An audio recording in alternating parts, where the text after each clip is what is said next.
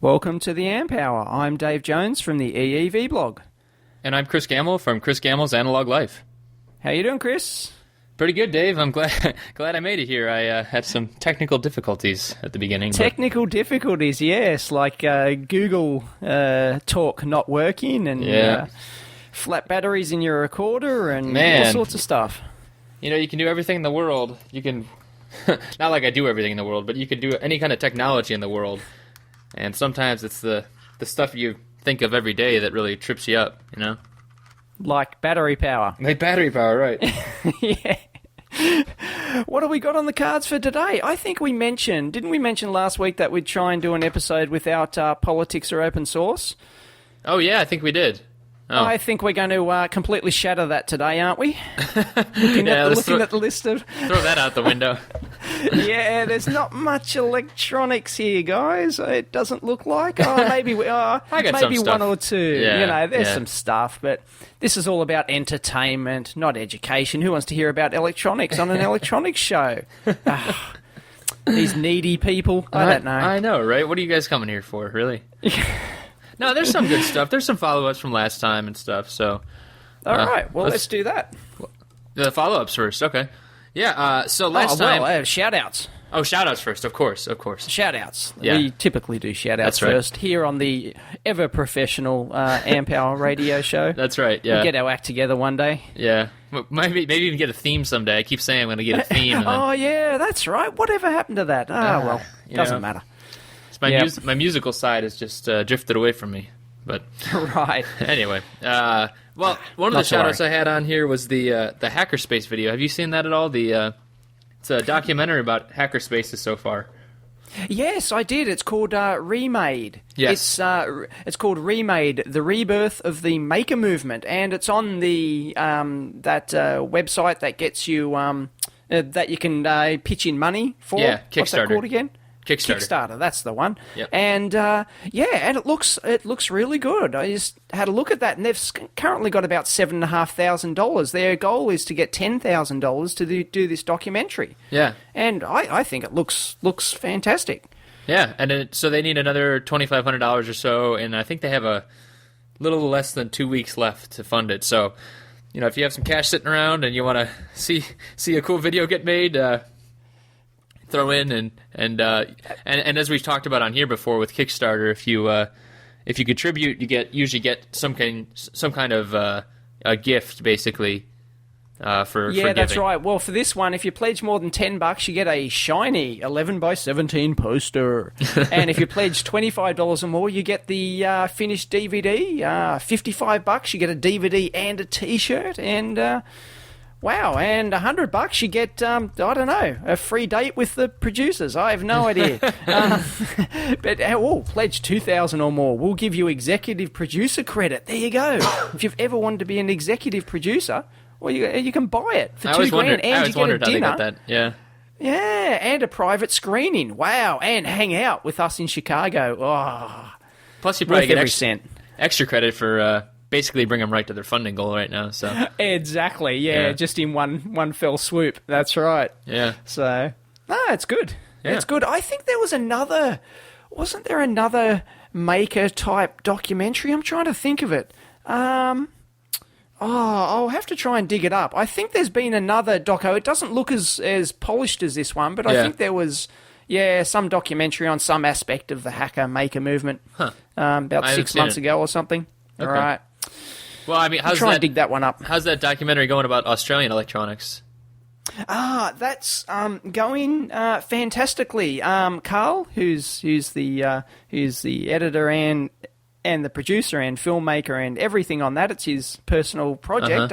Is on the Australian electronics industry. If you haven't heard about it, there's a trailer up on my blog, awesome trailer, but he's still interviewing people. Owen Hill of the old Micro B fame. You probably wouldn't know about the Micro B computer because it's an Australian design computer, and yeah, he's been interviewing him and a couple of other more big names. So it's probably still a month or so away from completion. But yeah, it really looks awesome. He's got so much material. I believe he's got a 2-hour cut already done.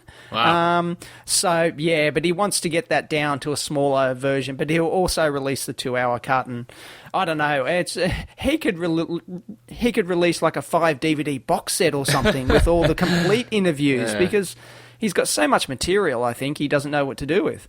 Right. So that'd be a tough job editing. I've edited like a hour and a half, 2-hour videos, not for the blog but for other stuff, and it takes months. It's yeah. Oh, yeah.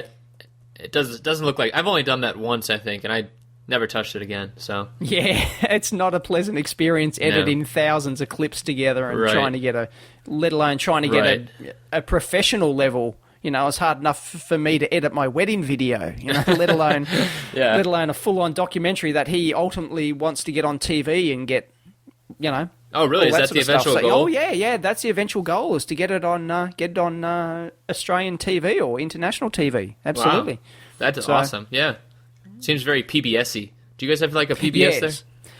We have the ABC, which is our government sort of channel, which shows, which funds and shows things like that. So that's similar. Yeah, yeah, I'm sure we can. And we've got a local channel here in Sydney. I've never watched it, TVS or something, and apparently they just show all locally produced stuff. So I don't know. You should get the EEV blog on there. What do you think? Possibly, yes. I'm not sure if I'm up to their standards or not, but I think they do have standards. Oh, darn it. Yes, gosh darn it. Whereas YouTube has no standards. That's right, no standards and no civility. No holds barred. What about the videos that we were talking about last time, the Apex video? You posted that. Yes, the Apex video. I got some great feedback from that. Everyone's going ape over Apex Electronics. Yeah, I saw it on Adafruit Aladdin's today. Cave of surplus stuff. And yeah. The biggest... Sorry, go on. Oh, I was just going to say, it reminded me of like something out of like Star Wars or something like that. Where like Anakin was putting together like a robot or like something like that. Like real nerdy stuff, and it's awesome. It was like you're going into like some... do you know there's a show about that now? People that hoard stuff. Is there? Right. Yeah. Well, there's a show for everything on US television, isn't there? Right. Yeah. But that's what it looked like, basically. Like hoarders. They'll stack Hoarder, magazines. That's what it is. They'll stack it to the ceiling, and it was awesome. The biggest question I got was, how do they manage their inventory? Yeah. And, well, I wish I had asked that, but I don't think they do. I just think they buy everything by the pound and most likely sell it by the pound. So, I don't know. I'll have those 5 oscilloscopes. Well, how much do they weigh, son? Yeah. Well, and that's probably the only way they can do it for tax purposes, because otherwise, if you have that inventory sitting there, you have to pay for it. You have to pay taxes on it every year or something. So yeah, that's right. I think we've got a similar thing here in Australia where you've got to itemize everything at the end of the year. Yeah. All of your stock, and there's no way in hell they can do that. See, now if I was a LA accounting firm, I would play a joke on an intern and tell him to go down there and inventory everything. We need you to just go down to Apex and just let us know when you're done, and you might want to pack a lunch. That would be awesome. Yeah. Yes, it's the old left-handed screwdriver joke. Or yeah. Right. Send the apprentice away to get the left-handed screwdriver. Oh, that's mean. Yeah, it's funny though. Yeah, it's hilarious. Yeah, everyone gets caught out with that. Yeah, I love that video. It was a great video though. I thought it was really good. Cool. Yeah. So awesome. What else we got here? We got more shoutouts. Tons of stuff. Shoutouts are done, I think. Oh, shoutouts are done. Okay. Yeah. On to the next. What have we got? We've got that first-person tricopter thing. Oh, did you get to watch that?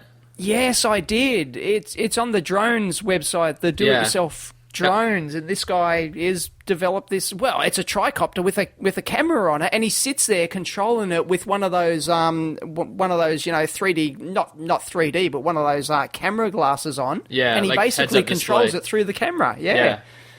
So awesome. That was actually from I've had this on our list for like a couple weeks now, but it looks amazing. Like just to look at it, because it looks like you're actually flying. I mean, the video cuts in and out. He actually records the stream, and then put that up on YouTube. So that's a really cool part.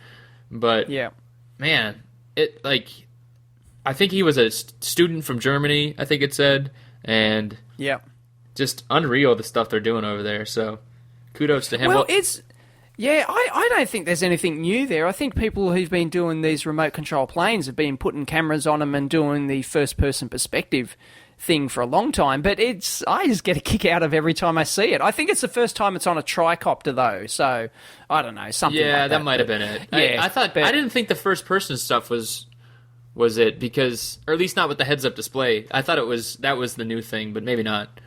But, oh, right. No, I think I've heard of people doing that on their light plane or whatever, their remote control fighter jet or something. Yeah. I just, I want one really bad, but I don't. I know, it's just awesome, isn't it? I mean, it's not rocket science. It's a tricopter with a camera on it and a transmitter. Well, yeah. But it's great. It's just brilliant. It just brings a totally different perspective to the whole thing. So, rather than watch your plane, you're actually flying it. I know. Or your helicopter. Oh, I know. I really wanted. Very cool. I wanted one this weekend. I was at the rally, the Jon Stewart, Stephen Colbert rally to restore sanity, and so I was sitting in a crowd of probably like 200,000 people or something like that. Oh. And I could see. I felt bad for my girlfriend; she couldn't see because she's shorter than me, and I really wanted to be able to just fly one of those things up there and see the crowd. That would have been awesome to see the crowd, and you could have even zoomed up forward closer and stuff like. That kind of thing I think of as a... That would have been great. Why didn't someone think to do that? Get a little... I think you'd probably get in trouble in Washington, D.C. You'd probably get in trouble, yeah, exactly. Yeah. But it was really cool. And actually the guys from Mythbusters were there. Yeah, Mythbusters. Actually, there's some news about them. I just read yesterday that apparently they got such clout now that Obama is going to be on their show. Yeah, that's right. I did see that. Oh, unbelievable. It's crazy, right? How much cred do these guys have? I know. I'm sure he doesn't know who they are, but some staff, because Obama's promoting some science thing, isn't he, in the US? Get back to science and we'll save the country. Yeah. Yeah. All that kind of stuff. Would have been nice a couple years ago. Which is great. It's good. Which is true, Yeah. Yeah, it's to promote STEM programs. I think it's... They have a STEM? Science, technology, engineering, and mathematics. So anytime you hear STEM, that's usually what that refers to in education. Right. And it's called Restore the Equation or something like that. Okay. Something like that. Change the Equation, that's it. ChangeTheEquation.org. That's their site that tries to promote all that kind of educational stuff. So if you're into education, I mean, it actually kind of fits real nice in with the... the make stuff, that stuff's real good, so that's where they kind of launch from, and that's probably why he's doing the show. But it's really cool at the rally. So Jamie and Adam were up there, and they did 2 experiments. One was the wave, and they timed it, so going from the front of the crowd all the way to the back. Oh, awesome! And then the other one was really cool. They had a seismologist there, and they had everybody jump at the same time. And they measured it. Brilliant! It was really cool. That's great. That was a really fun part. And they said the second jump. And a lot of these videos are on Comedy Central. I'm not sure if they're available worldwide, but some of them are available on ComedyCentral.com, and I'll try and link them in. But they said the second one had the impact 100 times the impact of a car hitting a brick wall at 60 miles an hour. So whatever that means, Right, yeah, it's one of those silly, translation, things that they do in the newspapers all the time to try and make the common folk understand, It's like 7,000 seagulls flapping their wings at once. That's right, it's the size of 10 football stadiums full of water, Yeah, exactly. Crazy. But that's awesome, Mythbusters. Yeah, it was really cool that they were there, so... I had a good time. I there. miss the Mythbusters because if I went to the DevCon event 2 years ago, which is the event I just went to, they actually had the Mythbusters there. I don't know how much they would have paid to get the Mythbusters on then to attend their DevCon event, but geez, that would have been awesome. I think those guys make some bank now, just showing up and doing speaking tours. Just showing up, and that's probably where they make most of their money, I think, now, is probably appearances. Maybe that'll be Dave Jones someday. Who knows? Who knows? Oh, yeah, who knows? That'd be great, yes. I am for hire. I can appear at your event. Yeah, that's right. Birthday parties, bar mitzvahs. Bar mitzvahs, that's it. They're all good. Weddings. They're all good. So I wanted to talk about a follow-up from last time. You and I talked about it, and then also Jeff and I talked about it the week before that with the make-your-own chip thing, and we talked about that's right. Jerry Ellsworth and everything. And so one of our listeners, I think it's Jan, they mentioned that there's a software that can interface to the chip fab we were talking about. So MOSIS is the chip fab, so metal oxide silicon integration systems, or whatever their acronym is.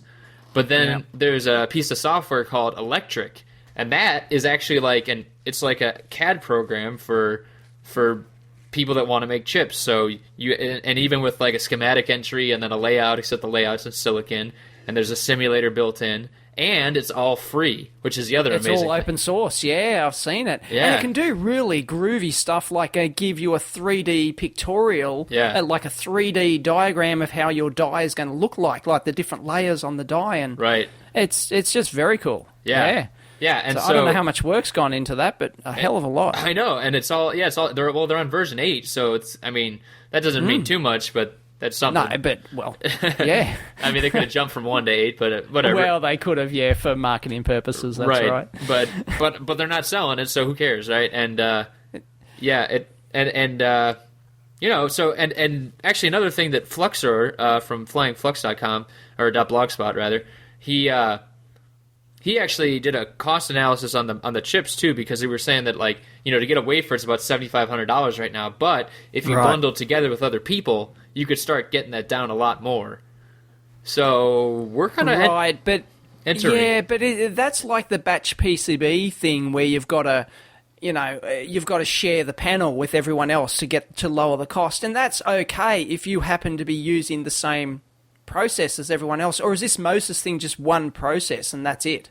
I don't know. That's the thing. It would have to be the same process at least, yeah. Yeah, exactly. Because that's why I don't use this batch PCB thing, because I almost never want to do just a PCB, just a regular 1.6mm FR4 green white solder mask PCB 2 layers. I always want something askew. I want red solder mask. I want a weird, I want a different layer stack, or I want something else. And, it just doesn't fit into those services often. Yeah. So, or I'm doing a front panel and it needs to be, it's a PCB that's a front panel as well, and so it needs special requirements, and I can't get on those batch PCB. Right. Well, things, but anytime you do anything special, you got to pay for it, basically. So that's kind of the problem, and it'd be the same thing for any kind of bundled service like that. When you buy T-shirts. So I'm sure that's good for students. There's a whole class of students, and so they each only have to pay $100 or something, or $200 to get their chip made. So if they all pitch in.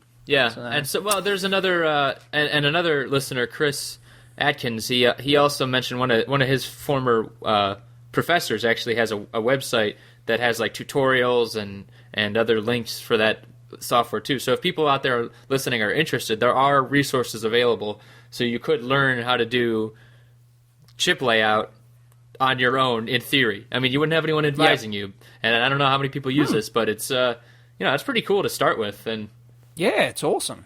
It's awesome that the capability's there, but once again, I think, I wouldn't rush out and learn it, kiddies, because it's a very specialised niche thing, really, doing your own chip. So that's true. If it interests you, great, go for it, it's there. But, how often is the regular Joe going to want to do their own chip? Well, right. There's a steep learning curve there, I'm sure. Oh, yeah.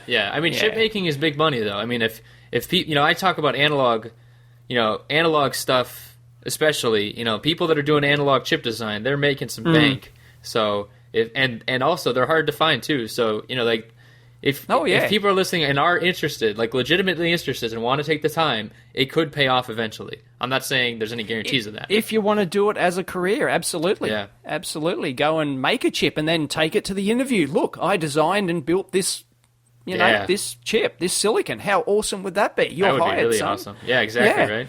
Yeah, they'd hire you in spot. Yeah. And that's the thing. You'll get recruiters chasing you for the rest of your life, too. That's the other thing. So, Yep. very cool. Awesome.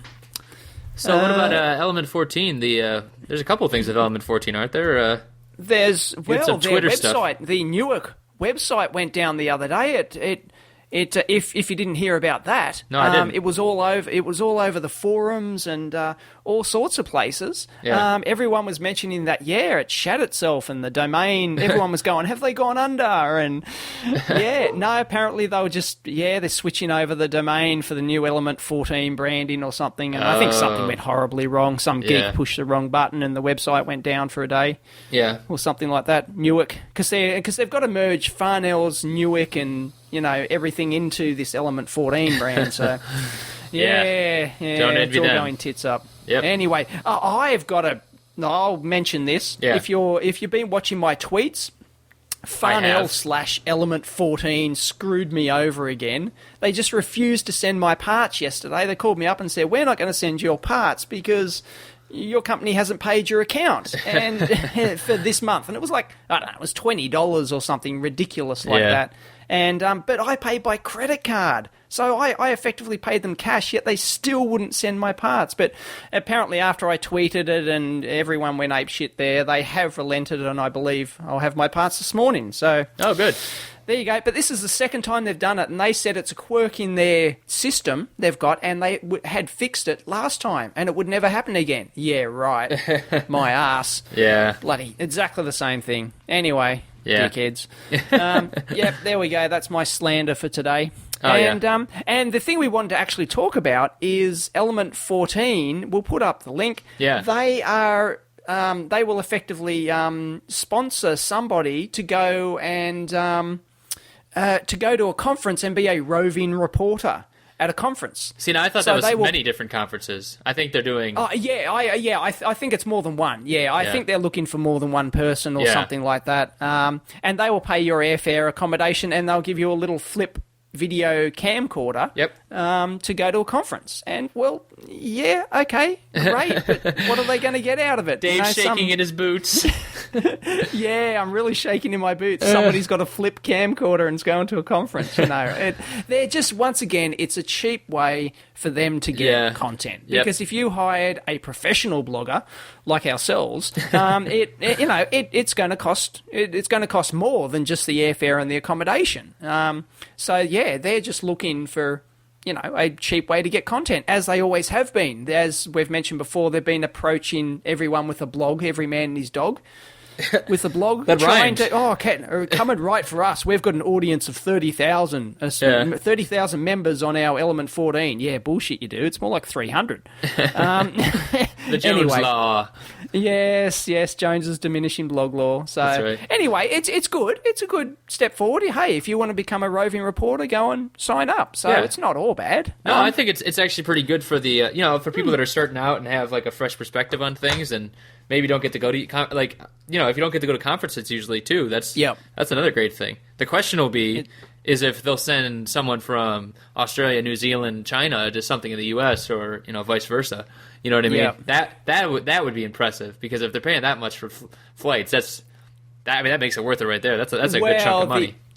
The interesting thing is, if you were following my tweets and other things, I asked Element 14 if they would send me, Farnell's, if they would send me to the Electronica show in Germany, which is on in like a week or something like that. Right. And they said, we would have loved to, but we don't have the budget. So there you go. Yeah. You got to wonder how much budget they actually have. I'm sure they'll fly. I'm sure they'll choose the nearest person to the trade show. Right. So And that's pretty smart on their part, I got to say. But yeah. Yeah. I don't think they'd send someone from Australia to Germany or something like that. So that's a bit much. Yeah. Well, I mean, it's too bad we're missing that. I mean, that seems like a huge... The Electronica conference, that looks like that's going to be monstrous. That's massive. And it's only on every 2 years, which is a bit of a bummer, so I've got to wait 2 years to go back to it. But I'm sure I'll be there in 2 years' time. Yeah, hopefully. Hopefully both do. Yeah. That'd be great. That's no problem. Well, they actually said to me, we could have sent you, but it's too late. We ran out of budget. Gotcha. Something like that. So, yeah, if I asked earlier, apparently, I could have gone. But I'm sure I can get somebody to fund my trip to Electronica in 2 years' time. Yeah. Highest bidder. Yep. And I'll be going to the ESC conference, if people don't know. I'll be going to ESC, which is the huge embedded systems conference. It's pretty much the biggest one in the world, I think, in San Jose/Silicon Valley next, I think it's April or something like that. May, actually. May, is it? Yeah. Yep. Yeah. Okay, well, I'm teed up to go to that already, so that should be good. Well, how about this... the last year conference you're at, you took that the thing that's apart. Right.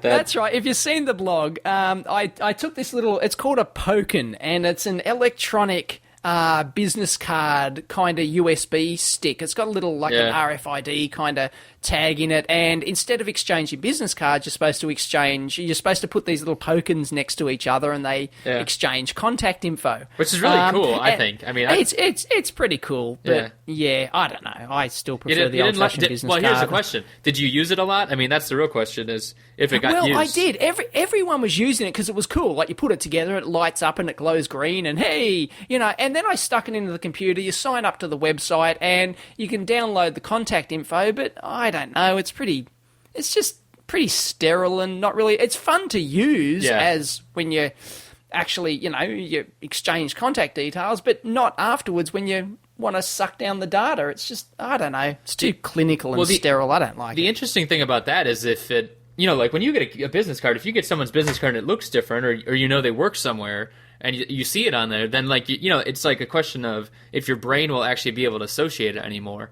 So if you're just talking to me, right, and we touch Pokens together, that sounds horrible. And poke each other, we poke each other, and then 2 weeks later, I'm like, oh, I forgot to get details, and then I try and remember who the hell you were. It's like, well, that could be the downside of it all. Like the technology is cool, but there's always a human aspect to it too. That you need to remember people. Very true. One cool aspect to it was that it does actually give you a timeline, so it tells you when you met certain people. So it's I met that person first, and it shows you on a timeline. It pops up with their photo, and if the person's entered their photo in, it'll pop up with the photo, and and it shows you when you met them and can give you a timeline type thing. But I don't know. Yeah, I much prefer a bit of cardboard. Call me old-fashioned. Anyway, I wanted to talk about, this Poken, I actually took it apart on the blog. And, of course, we're at a Renesas conference, okay, and Renesas, #1 microcontroller manufacturer in the world. And I opened it up to have a look what was inside it. And I had a look at the part number. It was some weird part number, and I didn't know it at the time. And apparently it's a custom part number, but it turns out it's not a Renesas part. It's a microchip part. So oops. so everyone, the ironic thing is, everyone at the Renesas conference there to promote their parts had hanging around their neck a microchip microcontroller, and they didn't even know it. So and they would have gotten away with it too if it weren't for that damn Dave Jones. That's right. Aren't I a bastard? Yeah. Anyway, I thought that was hilarious. That was hilarious. Yeah. So there you go. Because the thing is, if you get, if you want 10,000 chips made, almost any of the manufacturers will custom print a number on there for you. Oh, I didn't know that. So you don't have to have pick 16 F84 on there. They will custom silkscreen. I think it's even free if you order over X amount. They'll custom silkscreen print. Yeah. Any part number you want on there, your company logo, all that sort of stuff, so it can look like a totally custom chip, or it's a small fee or something, I don't know, but yeah, it's certainly within the bounds of even the smallish companies and the individual to get a custom printed chip. That's pretty cool. So that helps from the reverse engineering aspect too. You know, if somebody opens your design and they're trying to look to reverse engineer it, right. You know, if they see, it's a PIC, 16F series chip or something like that, then they've got a good starting point. Right. But if it's just got, Dave's chip on it, that's it. Then it just says go away, don't look at this. Exactly. Or it's just completely blank. I'm sure you can order it blank as well. So that's true. So you don't have to shave the number off, because a lot of people will, shave the number off the parts. That's a way to protect their design and stuff like that. So you can order them like that. And I believe almost every manufacturer will do that for you. So some are a bit better than others in terms of cost and numbers of chips, but there you go. That's a little bit of electronics there. Yeah. Well, that's interesting too, because people, it's just kind of, it's like a lock on your front door, right? I mean, like, if someone wants to steal it, they're going to steal it, right? I mean, like, eventually exactly. they're going to get a way in. Same with encoded streams from, like, a bit pattern that's programming your chip or anything. Anything like that. Copy protected DVDs and all that sort of. Somebody's going to get around it eventually. So right. And there's actually it's just a matter of time and effort. A really big push for that stuff right now. I mean, like, with the have you seen that thermal image, or there's a thermal, I didn't have a link for it or anything, but there's like a thermal signature where it matches inside the chip or something like that. Have you seen that? Oh, really? I think I've heard something about that. Yeah. And they can thermally map the actual die inside. Yeah. Right. And I mean, they're just trying to, and they try and also, like, the chip manufacturers are trying to use like not inefficiencies, but impurities in the silicon, even, to just kind of like prove out that a chip is that chip, and then when you program it has to match the chip that it's actually going onto and everything. So it gets really crazy. Yeah. I mean, like, but at the end of the day, security is only as good as as the people trying to hack it, right? So if someone's trying to hack it and they spend enough time on it, they're going to figure it out eventually. They're going to figure it out. So there's not much you can do, but you can slow them down. That's the main thing, right? Or you can only stop the persistent. I mean, quite frankly, if I'm trying to protect a design, I don't know why I would, but if I did, and somebody goes to all the effort to hack it, then, well, I think they actually deserve to have it, because they went to so much effort. Yeah. It's crazy. Yeah. And we talk about open stuff a lot here too, but that's almost one of the better protections. Like, it depends on what your goal is. If you're an Apple and you're trying to sell an entire device, then maybe you want to stop Samsung from replicating your exact device. But at the end, there's a lot of smart people working on that stuff. So yeah. Well, when it gets to that level, if it's Apple against Samsung or something like that, they're not going to blatantly copy each other's stuff, because they're just going to sue themselves out of existence. So it's but at the smaller scale, where somebody in China's copying your design or something like that, it's a bit different. But speaking of open source, we've had a suggestion on here. I think it came from the forum, it came from the Amp Hour suggestions box, didn't it? About somebody wanted to know about open source and the Instructables website. Right. If you haven't been to it, what is it? Instructables.com? That's right. Or something? Yep. And this site apparently has all this open source projects. You can go there. It's a place to publish, I'm using the quote marks again, your design on their website. And apparently, millions of people see it and yada yada, which is great.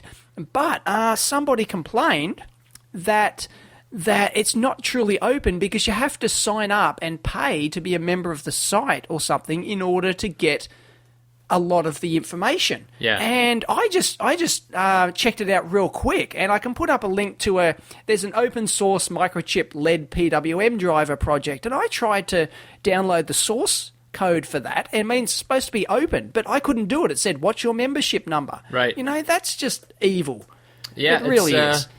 It's kind of weird that they accept stuff and then they don't really kind of give it back. I mean, I'm guessing it is a business, but and there are some cool projects on there. I don't quite understand the fine. I mean, maybe they just got to the point where they're like, no, we have to make money, and that's the way they wanted to do it. Yeah, well, I think they're trying to force everyone to sign up because I think I'm not a member of the site, but I think I'm actually clicking, like there's a zip file here. It says zip file. Here's the source code, and I click on it, and it goes, "No, what's your username and password?" And so I don't think you actually have to pay to get it, but you do have to sign up and be a member of the site. So that's how they get a user base and your contact details, and they probably flog that off to somebody else, and or they can claim 10,000 members. And, well, the person who wrote it though, they said that there is a paid membership side of it too. There is apparently, yeah. I haven't fully looked into it, so yeah, I can't. Yeah, but they do value add. Like there's actually a full-on PDF that you can download, but I think that might be for paid. Yes, that's right. You've got to be a pro member. So it looks like if you want to download the full PDFs, and that's their value-adding thing. So they're taking your open source project, putting it into a nice, PDF or something like that, but you've got to pay to get that. And it looks like even to get the source code, you've got to be a member. So, it comes down to Instructables. I mean, it kind of comes to a question of, like, when do you really want to pay for something, Or, I mean, I think the listener is actually asking if that should ever be paid because it started as open source projects in the beginning.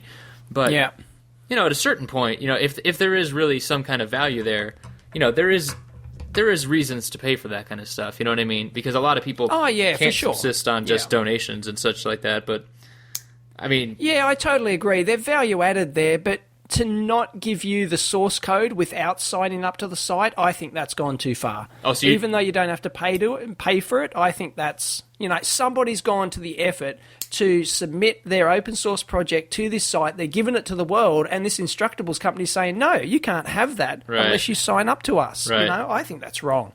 Yeah. Anyway, thumbs down, I reckon. That's too bad. Not happy. They lost Dave's endorsement. Absolutely. What else have we got? So I wanted to talk to you. So Dave and I. So a little backstory on this. Dave and I were talking last night about, when do you really? Speaking of money and time and all that other stuff, when do you really decide to pay someone? And Dave is very against it. Very against it. Never wants to pay anybody. But I think that's kind of an interesting question, just on, not just on electronics, but on a lot of stuff. Like when do you actually pay someone to do something, right? When do you pay for a service? So, well, okay. Well, the thing you thought I was being a bit stubborn, right? Right. Yeah, okay, well, because we were talking, last night we were talking about, I think it started about, if I did the blog full-time or something like that, and I was talking about how busy I was and all that sort of stuff, and, you mentioned that, maybe I should, pay someone to do some of the administrative tasks or something like that. And, that's a fair call, but it's one of those things where, it's my blog, and it's my baby, and I don't want to pay somebody to do something that I enjoy doing. It's a very personal type thing. Like all the administrative tasks. Yes, if I had a business where I was, just sending out invoices or something like that, and I was sending 1,000 invoices a day, I wouldn't do that myself. I'd pay someone to do it, but not for writing emails or going on the forum and they're pretending to be me or something like that. It's I wouldn't say that, but it's right.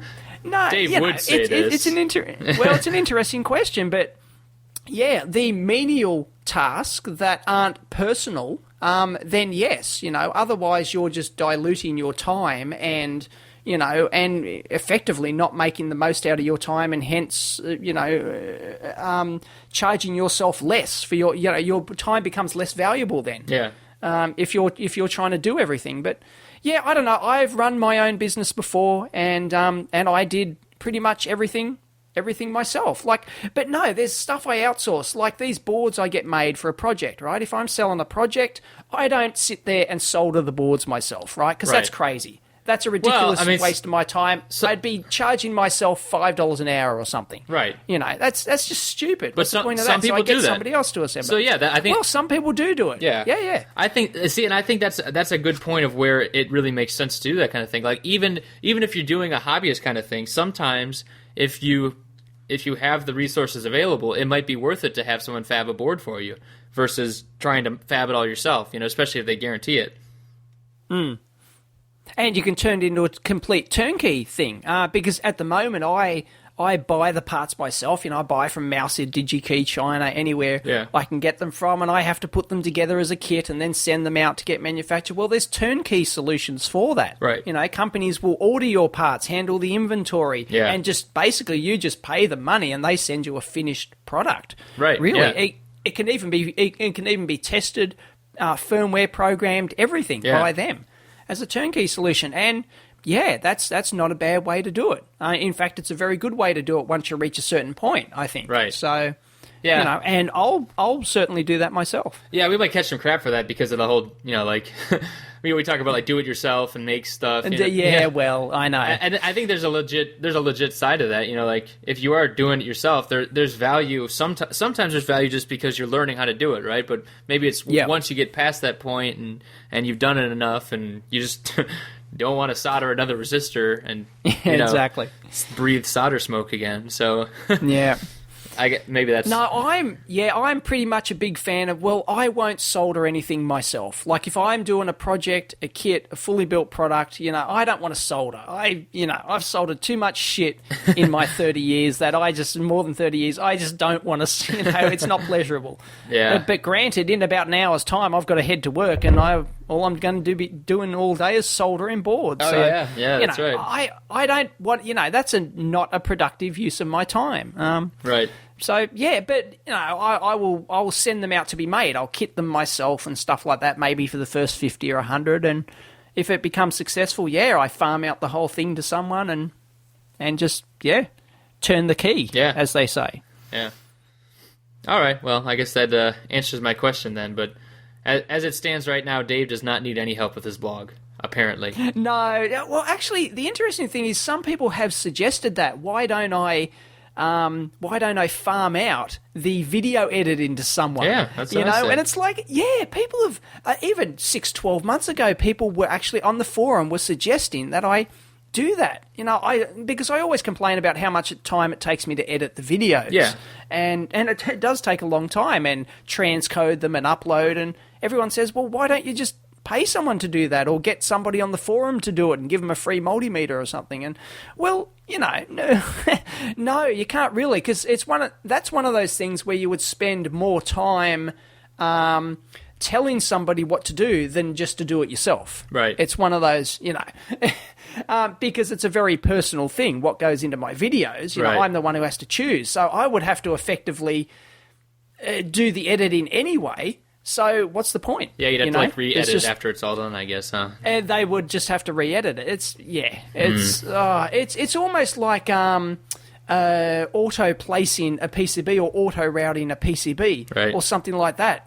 By the time you set up, if you want the auto router to do your entire board, by the time you set it up and put all the rules in there and tell it exactly what to do, then, well, you may as well have just done it. So, yeah. All right, well. Yep, there you go. That's how we value our time. So, right. I don't know. So for the record... Everyone has their own personal limit to what they can do. Right. Some people just enjoy soldering boards, so they will do it. Yeah, that's true. Hey. Yeah, I like it still. I mean, I haven't been doing it for as long as you, so maybe that's why. You'll learn. Yeah. You'll learn. Yep. Once my eyes get old and decrepit like yours. Yeah, that's the one. So you wanted to ask about Australian inflation. We can skip that. That's okay. We can skip that? Okay. Yeah, I don't know. I feel like we really should talk about some more. I feel like guilty now because you brought it up at the beginning of the episode, some electronic stuff. You know what I mean? Like, right. Yeah, because there were a few political things on here, weren't there, that were unrelated to electronics. So, well, yeah. I mean, like... Oh, here's a good one. Yeah. Well, which is... It's electronics related. Kind of. It's electronics industry related. But somebody on the forum, I wanted to talk about this. Companies that own everything you do. Right. Right? If you...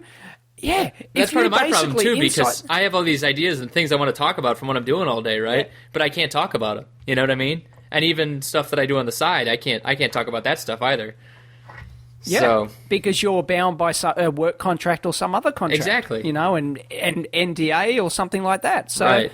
yeah. So, anyway, where this spawned from was that somebody on the forum wanted to enter the Renesas RX design contest coming up. Right. But they said they couldn't because their company owns everything, every thought and idea that they have, they own. Yeah. And he has to give them first right to that idea. And then if and there's a good side and a bad side to it. The good side is he says he's been paid a few times for his ideas by the company. And that's okay, but you're giving up everything. Right. You know, so even if apparently he said it's almost impossible for him to get the okay from the company to go and enter this design contest. And that, you know, once it gets to that level, it's getting pretty stupid. You know, you are crippled, effectively. Well, the question is if he's getting paid for his bad ideas too.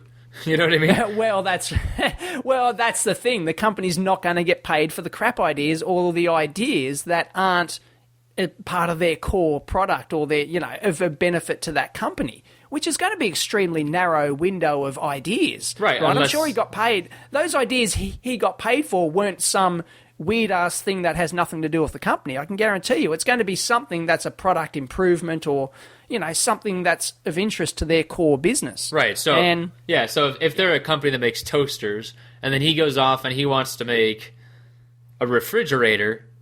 Or a tricopter or something like that. Or a tricopter. That's much better because that's way out of... That's not even close to a kitchen appliance, right? Exactly. Yeah, exactly. There's no crossover there except that maybe some of the components in a tricopter get warm. You know, like, but exactly. That's kind of a stretch. It. Or maybe a tricopter that's trying to carry a piece of bread to the sun to get it toasted or something. Yeah. And the thing with these companies is if you've never been involved in this, then it's almost impossible for them to sign off on something and say, yeah, okay, go and do that. Because they will never do it. Right. Because they will never want you to do something outside. So it's, as the old adage, it's easier to seek forgiveness than it is to seek permission.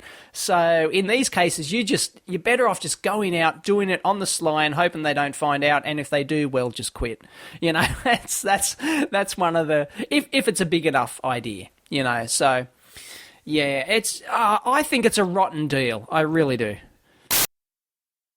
And we're back. Yes, so we just had a tiny technical glitch. My inability to estimate battery life, and this is not the Zoom's fault this time. This is all Chris. So sorry. Right. Okay. Sorry if there's any jumps in the conversation there.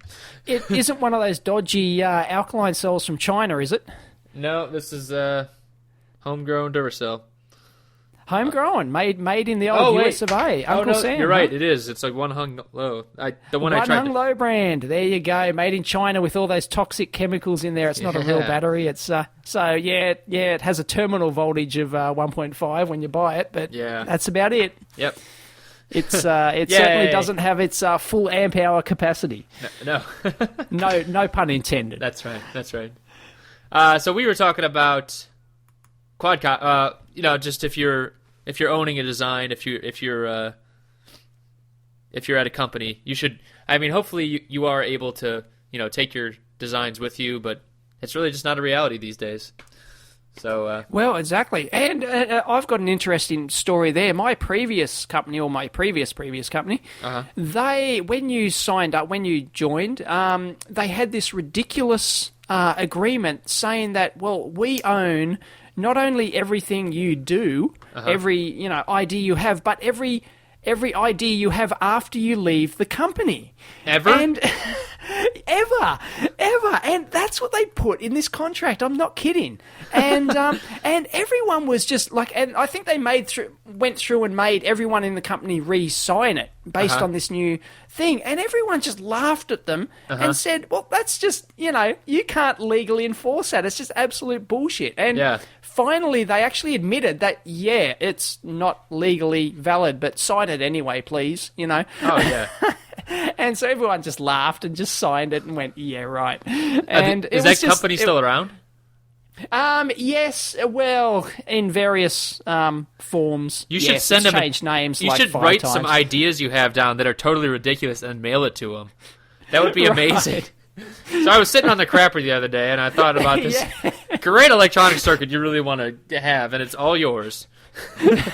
The electronic flusher. Unbelievable. Yeah. So don't necessarily always believe that you're as locked in as you imagine with the company, because these lawyers will just try and write everything into these contracts, and a lot of them may not be legally valid. It's going to depend on your country and all sorts of things, but take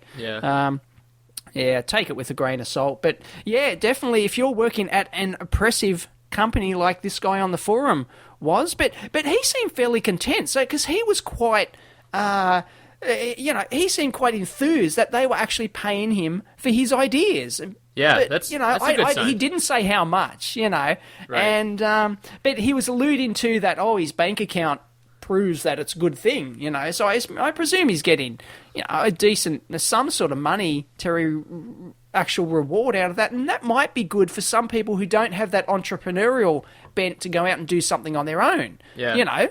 If you've got really good ideas, but you just don't have the enthusiasm or anything to go out and do it on your own, then maybe getting your company to buy those ideas might be a good aspect. But don't believe the company's going to buy every last little idea that you have, because it's just, ideas really are a dime a dozen. Any good designer, anyone with any amounts, any ounce of talent whatsoever can come up with a dozen ideas a day. It's not hard.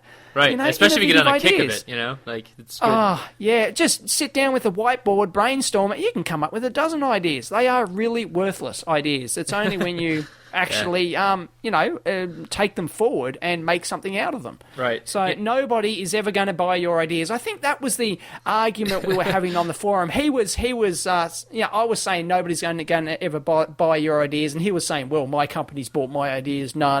Oh. If you work there and you might be rewarded for incremental stuff that you've done, or maybe even new stuff. Yeah. And that does happen sometimes, but in general, definitely not with the with those services where, let us design your idea for you. No, sorry, no one really wants your ideas. They just want your money.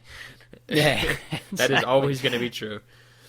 So. And your idea has to be really, really good and exactly match what they want before they'll even consider buying it. So you are totally limited. Where there's a whole world of ideas out there that they're restricting, and he can't even enter a damn design contest. I really feel sorry for him. That really is crippling. I was talking with someone about that today. About just kind of, it was a college student about design contests that his school is sponsoring, and right. And it's kind of like the whole. And I've thought this before too. Where do you start? Instead of having a starting point of, I'm going to make a circuit that does blank and I don't know how to do that, that's a bounded problem, right? But when it's an unbounded problem, hey, I want to start a company, I want to be an entrepreneur, It's like, well, I don't know what the hell to do. So exactly, that gets a little harder, I think. Oh, it certainly does. I mean, how do you can't teach something you've just got to go out. I think we've said it before. You just got to go out and do it, have a go, and then build something incrementally. Right. You can't just plan everything at the start and then have it all go to plan and you become an entrepreneur and a millionaire. It's bullshit. Right. Yeah. Nobody in history's ever done that. It's everyone writes it. You get all these books people have written, how to become rich quick and how to, be a property tycoon and a billionaire and all that sort of stuff. Yeah, well, they're written by the people who have already done it, and they didn't get there by following the advice in their book. They got there through trial and error, luck, and everything else. So, it's just, don't believe that shit, really. Right. It's too bad, Go out there and do it. Because that would be nice. Make your own luck. Well, it would be, if there was a guide you could follow to become, successful Step in one. anything you wanted to be. Yeah. Step 1, listen to the amp hour. That's right, step 1. And on the amp hour, we had another person suggest that we should talk about some more analog components. And so Dave was cringing when I suggested we talk about this before, but that's real electronics. Come on, we don't want to talk about that. This is more entertainment, isn't it? Oh yeah, well, I think we should do a little bit of electronics on an electronics show. Right. Well, okay, go for it. This is off the cuff. You didn't prepare this. The thing I always run into, and I think a lot of people run into it when they're starting out too, is like kind of like, well, where does all there's so much stuff out there. Where do you really use it? The application side of things, and where do you start with this stuff? And so the listener mentioned, it was Bill, his name is, and he mentioned stuff about like difference amps and instrumentation amps and all these different kind of circuits. And the thing is, if you look at them, they're actually usually pretty similar when you break them down. So even like all those fancy parts from like LT and TI and all that stuff, usually it's still, there's building block components, but they're actually packaging a whole system.